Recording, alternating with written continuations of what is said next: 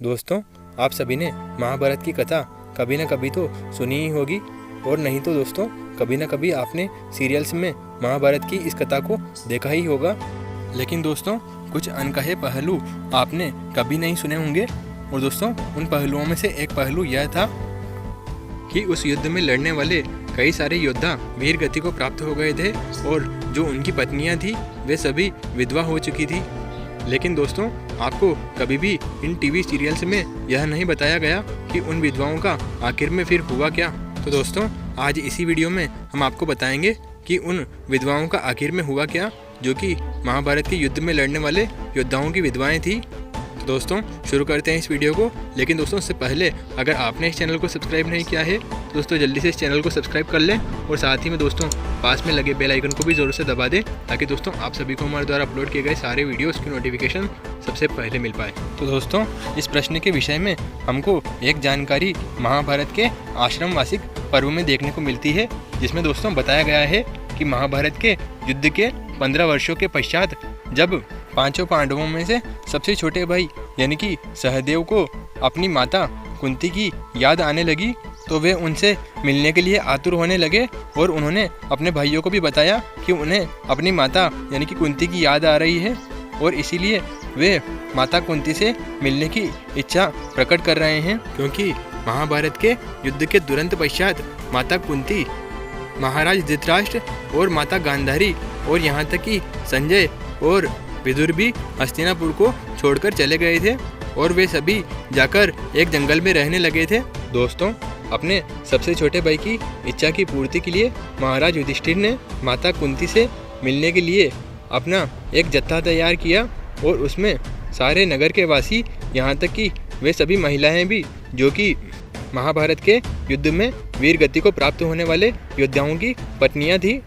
और वे सभी लोग जो कि महाभारत के युद्ध में अपने किसी न किसी परिजन को खो चुके थे,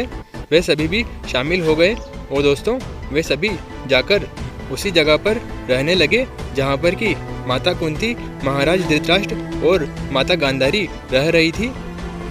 दोस्तों कुछ समय के पश्चात वहाँ पर उन सभी की हृदय विदारक स्थिति को देखकर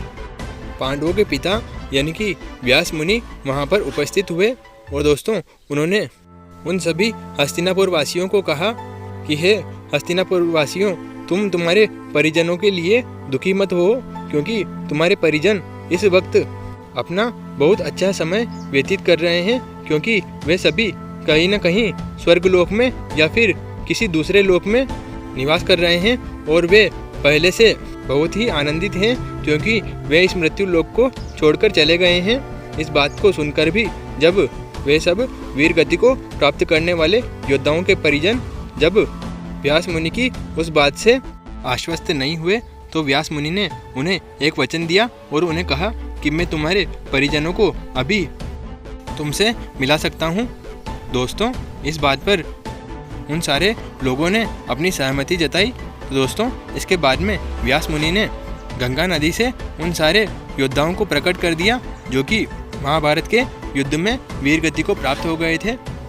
और दोस्तों उनके प्रकट होते ही उनके सारे परिजन उनसे मिलने के लिए आतुर हो गए, और दोस्तों इसके बाद में उन्होंने अपने परिजनों के सकुशल होने के समाचार पूछे। और दोस्तों इसके बाद में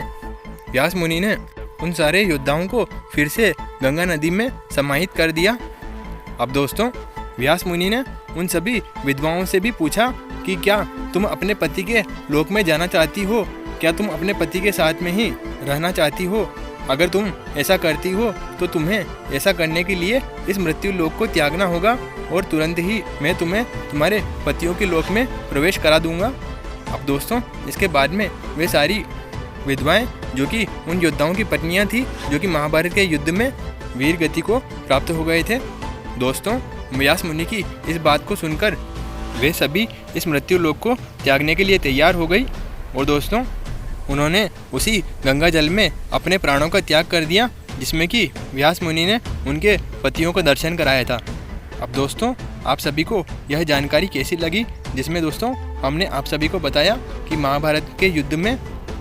वीर गति को प्राप्त होने वाले योद्धाओं की पत्नियों का क्या हुआ। अब दोस्तों आप सभी को यह जानकारी कैसी लगी आप हमें कमेंट बॉक्स में कमेंट करके बताएं। और साथ ही में दोस्तों, आपने अभी तक भी इस वीडियो को लाइक नहीं किया है तो दोस्तों जल्दी से इस वीडियो को एक लाइक कर दें। और साथ ही में दोस्तों जल्दी से इस चैनल को भी सब्सक्राइब कर लें। मिलते हैं दोस्तों अगले वीडियो में, तब तक के लिए जय हिंद, वंदे मातरम।